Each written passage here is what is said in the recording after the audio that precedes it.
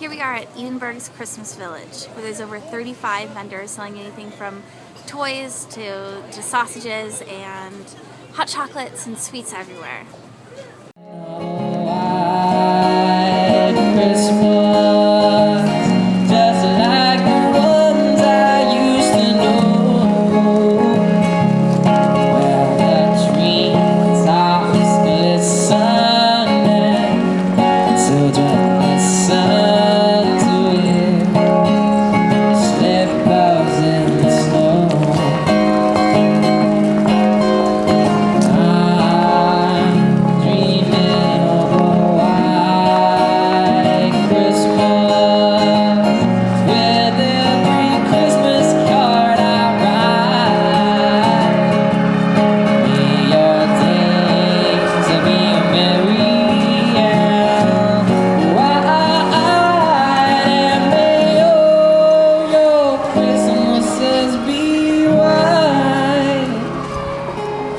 Ladies and gents, this is the underground city. We'll be going in there in a second.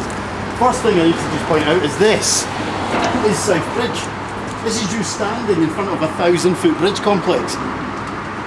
I know, I like to see, I'm looking at this gentleman's face and going, yeah, that's what I like to see. That kind of, really? Where? This is a great piece of engineering. They've incorporated these buildings on either side, and inside are the archways. Now, it's a lot of space in an overcrowded city to just let go to waste, these 18 arches. So what we did is we split them in 3 floors and we rented this out, and the first people to use this were businesses to coincide with what was actually in these buildings. So we had cobblers, dressmakers, wine and spirit merchants, we had jewellery makers, all in here, all crafting, all selling, all storing. And that worked for about 20 years, that lasted. Because that's how long it took for one of Scotland's most natural resources to kick in, the rain. Once this place started to get soaked, because the water just basically started to penetrate in sandstone and the various bits they've been using, and it just got in, and once it got in there, it stayed. To this day, we do get flooded out during tours. It's unavoidable when we get those lovely, heavy, nasty thunderstorms in Edinburgh. But 20 years they lasted, and then they're out. They're flooded out, they've got to leave. And Edinburgh went through what we can only call a massive influx of people over a 30 to 40 year period. It actually suffered due to a couple of factors, the Highland clearances being one, Industrial Revolution being another, and the Irish potato famine. That sent people into the towns and cities all over Scotland, but Edinburgh's the capital, so it's really got the highest impact. Old Town, mile, quarter mile, still kind of maintains that sort of balance, but that's where these people go. They're poor, they're homeless, so they all flood into Old Town, and that creates a massive issue. Edinburgh Council runs out of options and comes up with the only idea it can to move the cheapest, most disposable commodity it has into this facility.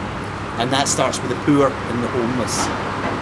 Now, they move in, but something happens that nobody expected. Word spreads around the streets, and the criminal classes get a wee bit of a word in this. They realise that this is a lawless society, the police won't bother entering here, it's dark and dingy, it's not worth their time. So the criminals realise that if they commit a crime and they can manage to run to one of these entrances, get into the underground city, they're safe. Thieves, murderers, rapists all set up shop. But then it escalates. Business returns. Illegal gambling, illegal drinking and prostitution all come and set up shop in this facility. And that's now where I'm going to take you. Ladies and gents, I do apologise about the weird door thing, but there's, as I say, somebody's left their bread there. You can't just see the darkness at the end of the tunnel, so I'm just going to ask you to charge straight towards it. Oh yeah. In case you don't know, this is it. I'll leave you in there now. Right, have a nice one.